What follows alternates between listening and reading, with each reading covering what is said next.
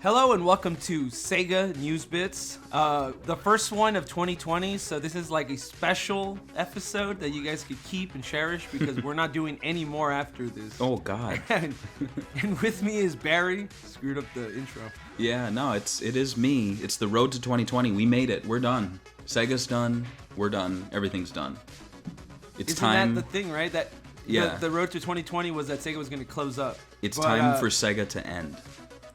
So let's talk about the last 10 years of Sega. They've Yes. been through their ups, their downs, and we're going to be showing you each game. So the way we're going to do the game of the decade or our favorite games of the decade, we're going to go through each year and give you guys our favorite game and a runner-up and tell you guys why in hopefully a couple minutes. So the first year is 2010. So which was your favorite and which was your runner-up game and why? So my favorite game of 2010 was Bayonetta, and my runner-up was Sonic and Sega All-Stars Racing. And this isn't me looking back and like looking up a list. This is me in 2010 because SegaBit started in 2010, and we did roundtables every year, either you and me, or it was everyone. And that was the first year we did one. I picked Bayonetta. I still think it's one of the strongest action games of all time. The fact that it got me into the genre, a genre that I hardly ever play, says something about it. I think it's a fantastic game. And honestly, I don't think the sequel's as good. Like, I have to agree with that. I know people are going to fight me on this, but I agree that the first one's the best one. I didn't pick Bayonetta as my favorite, but I do highly agree, and I think I picked it last time we talked about this. I think I might have screwed up my thing, but what was your runner-up? my runner-up was Sonic and Sega All-Stars Racing. A good game, but Transformed was better. I picked this as a runner-up at the time in 2010, so I had no idea what was coming. But, you know, the game had its issues, too much reliance on, like, Sonic Team franchises, some really wild bugs, but overall it was a really fun game. And it's kind of interesting, some of the stuff they even got in there. I mean, of course, they had to fight for it, but I like Sega representation, and you could tell that developers really loved the Sega IPs on this game. Yeah. So, yeah. I picked as my 2010, and I'm pretty sure this is a 2010 game, but if it's a 2011, I'm probably going to hit myself right now. But Vanquish, which is basically the same thing, and it's built on the Bayonetta engine, but it was 2010, right? In Japan, at least. Yeah, I do believe so. They're releasing a combo pack, and it's a 10th anniversary. Oh, okay. Pack, So yeah, so. they came out in the same year. That's kind of crazy. Yeah. And the runner-up, I picked Alpha Protocol. This game was glitchy. It has so many issues, and I know a lot of people are going to say, oh, why this? But I feel like this is the one time that I really believed in an IP, or that Sega of America did a IP right. Like, they did all these, like, Marvel IPs that nobody really cared about, but I always wanted them to get a big studio to do a big budget Western game that made headlines, and I felt like Alpha Protocol was underrated. It was mishandled by Sega of America, but there's some gold in there. It has some really good writing. So Totally. and it's super cheap. You get it for like a couple bucks now. Mm-hmm. 2011 Whoa. was that was a big year, I think, at least for Sonic Team, because I think we both agree on our game of 2011, right? Mm-hmm. What is it? Sonic Generations. I agree, and I think it's easy to see why. It's a celebration of all things Sonic, not just regular Sonic or modern Sonic, but also the return of classic Sonic. So that's a big game. There's a bunch of remix levels that they did right, and I think this is like the only, or at least the best boost game. Mm-hmm. What do you Absolutely. No, I agree. I think it did almost everything right. It was hitting on all cylinders. It's just an all-around awesome game, so replayable. Something that they've never implemented since was that little like skill shop, so you could customize how Sonic plays. Forces kind of does that, but not really. And it's just, I just love this game. I think my only complaint about it is I want more. I want more of Sonic Generations specifically, and they never really did that since. So, c'est la vie. I think this is one of those games that it's going to get more popular with Sonic fans as time goes on. For sure. Also with Sonic Mania, but this is Sonic Team's, I think, gym for this last 10 years. Absolutely. What's your runner-up? Sonic CD Remastered, the Taxman game. It made a game that I think had some issues at the time. both just being difficult to find if you needed to own a Sega CD or know how to emulate. And then there were just some gameplay issues like loading times and other little things that they tweaked. They added new stuff, and it was really a show of what was to come. We didn't know at the time, but this was like the beginning of Sonic Mania, was Sonic CD Remastered. Yeah, I agree with that. I picked Virtual Tennis 4 just because it was the last Virtual Tennis game. And I feel like that's maybe somebody's going to be like, they did one on PSP, but I'm saying like the main team at SEGA Japan. Right. And the last numbered one at least. And I don't know, I feel like there was no hype when this game came out. It's not, I know some of the hardcore fans don't like it, but I picked it just because it's the last one, the last Virtual Tennis they released in the last decade. And it's just a game I love. Like, I never loved tennis games, but when I played the first one on Dreamcast, it sold the tennis aspect gameplay, so had to put it in there. For sure. Let's move on to 2012. This is actually a really bad year for Sega. This is when they lost a ton of money. They announced projects this year that never made it. So we'll start seeing less games to pick from after 2012. But yeah. What is your number one game of 2012? Well, for as bad as you played it off, it had a good beginning that year. Sonic and All-Stars Racing Transformed. That really did almost everything that was lacking in the first game, which why it became my game of the year for 2012. There's just so much fan service. It had something that a lot of modern Sega games was lacking, which was like taking something and plussing it. You know what I mean? Something that Sega used to do. Like it's hard to put into words, but do you get what I mean? Like it didn't just, it cranks it up to 11. Yeah, and that's something Sega does. Like Afterburner Climax, it's just it's even Bayonetta, not a pure Sega game, but it's just, it has that Sega vibe to it, where it like you said, it cranks it up to 11. It's a fantastic game. I still love it. Still do. I mean, I do agree that with some people saying that like the waves, like you could get in a wave, it has like weird physics, and even though it has that, yeah, I still love the game because of all the Sega references and all the like, even the single player mode. This is something that like Mario Kart does not have. While I think Mario Kart feels better to drive, I feel like this game has way more content and it's a lot more bang for your buck. Definitely my number one too. My runner-up was Binary Domain. Ooh. Because I waited. Okay, so I'm one of those guys that like loved Yakuza games since the first one on PS2, and I was like reading magazines about it and like being like, oh, this is gonna be the next big game for Sega. And then I was waiting, and then after like playing a few games, I'm like, I want them to do something new. And then when they did Binary Domain, I got really interested, and I feel like a lot of people slept on the game because of the release schedule, so it was a huge bomb in the US. But yeah, so I think people should check it out. It's a great game.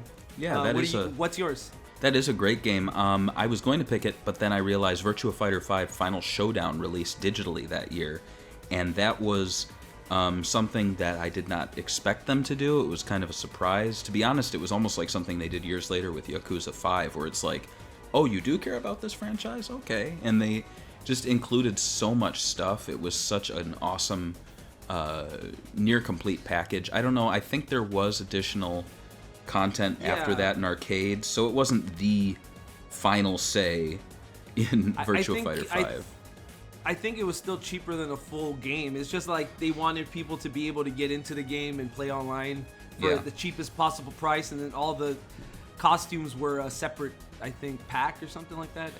Yeah, it's pretty. Yeah. It's great. Yeah, I agree. I just didn't give it to it, even though I love Virtua Fighter 5, because it was just a re-release. And to be honest with you, it should have been physical. And I just gave it a Binary Domain because basically it was all brand new from the ground up. So that's why it impressed me. Yeah. Now we're going to 2013. Oh, and great this is year. Great year. This is when you start noticing that Sega had no games, because what was the best game that Sega released in 2013? The best game that Sega released in 2013 were the Sonic 1 and 2 remasters from Taxman, which me saying right now, at the time we were lying to ourselves. We were like, it'll get better. This is not a terrible year. There's some good games, but Jesus Christ, like we're picking digital only and mobile titles. Mobile, yeah. I've never thought in my life I would be like, well, Sega's best game this year was a mobile title. And Yeah. Not Yeah. because it actually was like, I don't know, like, not like they were releasing like AAA games and then we just picked these. It's because we had no other games to pick. I'm not saying that Sonic 1 and 2 remasters don't deserve it, but I mean, you would rather have it on. I mean, it's a mobile and They're great remasters though. There's a lot of cool little Easter eggs, new content. Yeah, I remember at the time there were rumors that they were actually going to do more, like have cutscenes and stuff, like do a director's cut. But I think Sonic team were like, no, don't make it any more than what it is. But they still snuck they're things always in. ambitious. Yeah, which again, precursor to Sonic Mania. So again, we saw that. Sega Spirit. Yeah, what was yours? 11. What was yours? I picked the same one because I had not much choices. Yeah. What's your runner-up? Castle of Illusion starring Mickey Mouse. I thought it was a really fun reimagining of the game. It's very rare that you see a reimagining that's so different that it's a completely different game, despite maybe shared art styles and shared level concepts. It's just a shame they never went further with it, and the studio closed. There was some great talent behind it, and it's again a sign of the times where Sega was just like kind of making good decisions, but not taking it all the way. So yeah. And I use the same one too. I think this is one of those examples where people are like, when you remake a game, you should make it as close as possible to the original. And I think this is one of those times where they went completely different, and it worked for like a new generation. Like, I feel like if I put it for my cousins, they would be interested, younger, that never played the original. And it's a lot easier, I think, than the original. But except for the last boss, I feel like the last boss is the hardest. But great games, great graphics, charming. Yes. And it's also the last time we see, I guess, Mickey Illusion games so far. Pretty much outside of the Power Except of Illusion for that 3DS. one doesn't count. No, it doesn't really. And now we go into 2014. Which game was your game of the year in 2014? Despite me not playing it a lot, from what I have played, Alien Isolation is my pick. Yeah. At the time, I was in the process of playing it, and I thought, I'm going to finish this. I never finished it, I'll be honest. But every time I pick it up and play it from the beginning or from my save file, I love everything about it. It's such a atmospheric, scary game, and I really like that it's a Sega product. Despite being a licensed IP, it kind of harkens back to the Genesis days, or the Saturn games where we had like Die Hard Arcade, Dick Tracy, where it was Sega working on these franchises that we know from film, and it worked. It's an awesome game. I totally agree with you. I picked it too because obviously it was the only AAA boxed Sega game they did almost that year, and it was also it was really nice to see Sega come back and bounce back from Colonial Marines, because I feel like the press was just like shit talking Sega because of that terrible game, and they deserved it.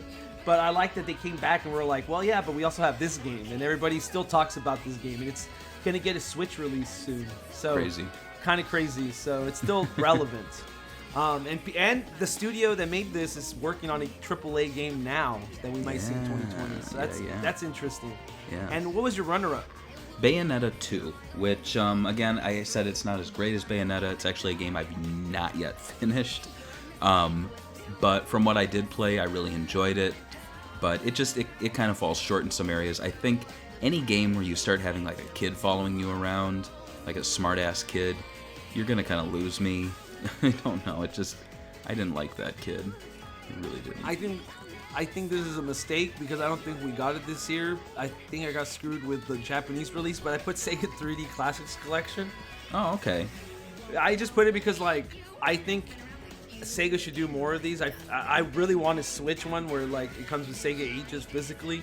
I love the artwork on it. I wish we got more of them, and I wish they did well. They had cool stickers on it, and they even had the stickers were even throwbacks and stuff that not hardcore Sega fans don't know about. You know? Yeah, for sure. Yeah. That was really cool. So So now we're going back. Now we're going to 2015. What is your game of the year for 2015?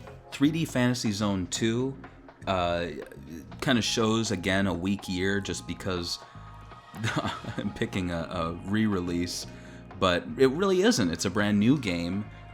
It's a arcade what-if version of what was at the time, Sega Master System game. There's so much content in this 3DS title. You can play as Opa Opa or Uppa Uppa, and it actually prompted me to make a Sega Bits logo of Uppa Uppa, which, I don't know, I'll have to dig that out again, maybe for April Fools or something. But it's a fantastic game, it really is. It just, I don't know, like, looking back, it is kind of a shame I'm picking a 3D Classics title as my game of the year. I think you might have missed one game that came out in the U.S. that I think if you're a huge if you followed the franchise, Yakuza 5 came out that year, and it was like super delayed. It had I did have my issues with it. It was one of those games where you're like, you know how when you play Yakuza games and it's a really slow burn in the beginning, you're leveling up, and then all of a sudden it starts like you're in, right? And once you're in, you're addicted, and that's it. You want to get to the end of the story. This game made you restart the story 5 times, which kind of sucks. But like when I read the interview about the game with Nagoshi, he said that the game is like a season of a TV show. You're supposed to like play it, take a break, come back and play it, and I did it like that, and I enjoyed it a lot more.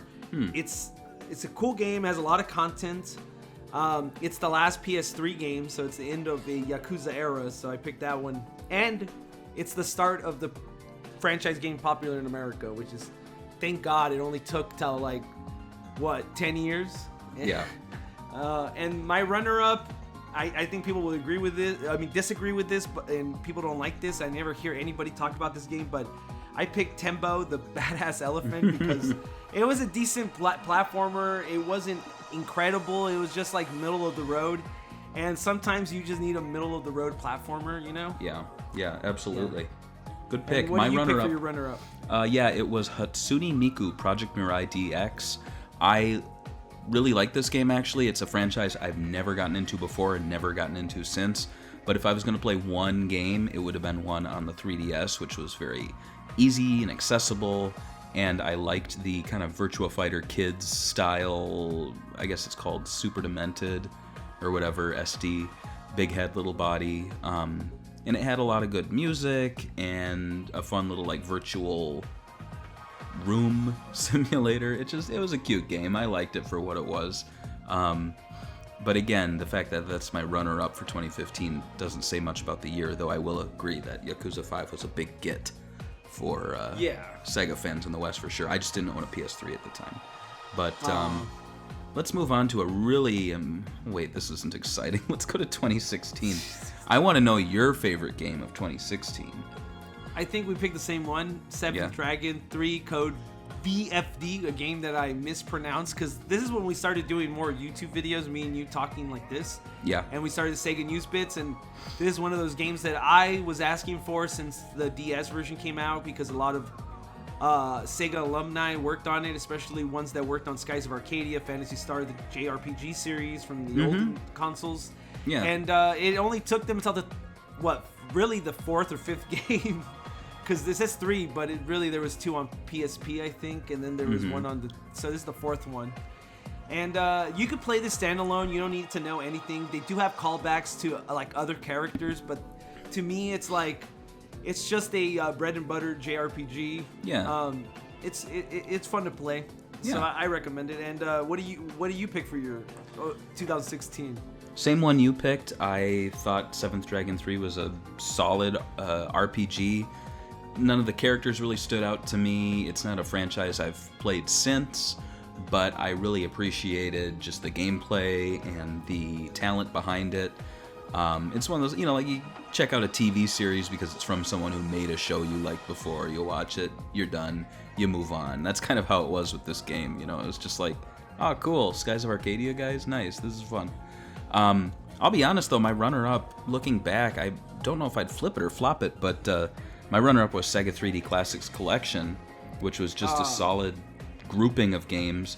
I think when you picked it, I think that was when Japanese people started getting the little collections, and it wasn't until then that we got the first one, and they were on the third it took one. 2 years. Yeah, Okay. yeah, it took a while. Yeah, it was kind of pathetic of them, and I wish they did more. I'll be honest, I think 3D Classics was kind of a misstep in how North America handled it. They missed out on releasing some games here. They didn't give us any physical releases. Like, come on, guys. Like, Yeah, and Yeah. my runner-up, this is actually going to be a surprise to people, but I picked Total War Warhammer, and this game is so, oh my god, this game is so massive and like complex. So like, if you buy Warhammer 1, you get these races, right? And then like they put all these DLCs, but you still fight these races. So the whole idea is you have to take over this map, and I really like Warhammer. I really think Sega's smart for using the Warhammer license. I think there's a lot of potential to be a high-earning franchise, and this is one of the most popular Warhammer games, and it's still played on Steam all the time. I recommend it. If you want to get into any Total War game and you're not like a history buff, play this because it's just fantasy creatures. Like you play orcs, you play dark elves, you play high elves, you play anything you want to play. that's exciting. Skaven, rats. You want to play rats? You can play Sure. rats in this game. Yes. So definitely recommended if you want to get into a PC game. Yeah. 2017, I feel like this is the big turnaround for Sega, at least for fans. I think this is when fans really started clicking. I think this is probably when we got some of our biggest tweets. Yeah. Because 2 franchises this year, I think, really made it huge, I think. Well, so what's your number 1 game of 2017? My number 1 game is Sonic Mania. I love that game. I love everything about it. I feel like I haven't played it in a while, and I actually like that I haven't played it in a while, because when I go back, I'm going to rediscover things that I maybe forgot. But it's just, what can be... I did the video reviews for both of them. You can check those out. I gush. I give it a A or A+. I forgot what I gave it. But just a fantastic game. I really hope they're working on a sequel. I know the team has their own studio now. So, yeah, that's that. Yeah, I did the same thing. I think this is something that Sega fans have been asking for since the early days of like the forums, right? Like Sega Retro used to be infamous for this, right? They used to, or Sonic Retro, they used to be the ones that like hated 3 Sonic or whatever. They got that, and like they were right. The people really did want classic Sonic back. This is especially the old Genesis. It's not that hard to figure out why. Yeah, and for sure. This was attention to detail. It was done perfectly. I mean, it was just crazy. Like, if somebody put this when I was a kid and told me it was made by the same team that did 3, I would be like, yeah, I agree. Because it just feels like it continued. Period. Like, it wasn't like 4. It was modern Sonic. So that's where I gave it to. And what was your runner-up? Yakuza 0, and that's it. It's a great game. It's a great entry point for people like myself who weren't playing the series either because they just didn't have the time or because they didn't have a PS3. I got a PS4. I picked up Yakuza 0, and I've been buying all the games since and playing them when I can. You know, I'll admit I'm not deep into Yakuza, but I've played each game a little bit, and I've played Yakuza 0 probably the most. And I love the setting. I love the characters. It's just such a fun game, and we were really lucky in 2017. Yeah, this is the game that put Yakuza on the map for a lot of people, and I agree 100%. It's the perfect entry point, and it came out like at the perfect time. Yeah. So really well done from Sega. So I gave it the runner-up, and the only reason I didn't give it the game of the year is because while a lot of people consider it their game of like their favorite Yakuza game, I played a ton of Yakuza games before this, so it's like this is on the old engine. It's recycling stuff, which is fine, but I just didn't think it was brand new like Sonic Mania was all the way. But It's a great game, very close right here. And so now we're going into 2018. What is your game of 2018? 2018, it's 2017. 2018 is going to sound a lot like 2017. So Sonic Mania Plus was my game of 2018. And the reason for that is it's a great game again, but they added so much more content. and it's the definitive version. Yeah. You know, I agree with that. It sounds cheap to pick it, but to not pick it would be unfair because it's a better game.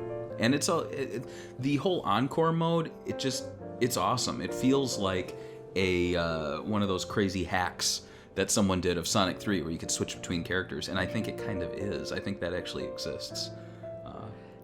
I flipped it. I know that your runner-up is Yakuza 6, but I gave Yakuza 6 the nod over it just because I felt like Yakuza 6 is the ending to Kazuma's story. So to me, that's more personal. Somebody that like a story that I've followed since 2005.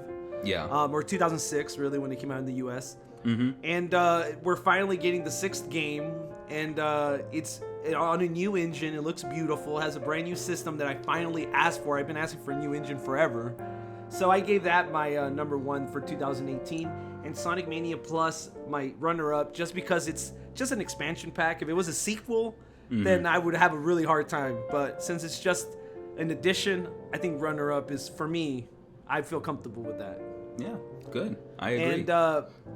And for 2019, we're gonna do another video, but you just want to mention what you chose for your 2019? Yeah. So if you want to hear our thoughts, our deep thoughts on these, and maybe if you want me to explain myself, you can check out that video. Sega Genesis Mini was my favorite "quote-unquote" game of 2019, and my runner-up was Judgment. What was yours? Judgment number 1, and Toe Jam and Earl Back in the Groove for the runner-up. Nice. Well, I'm looking forward to watching that video. All right, we'll see you on those videos, I guess. Bye.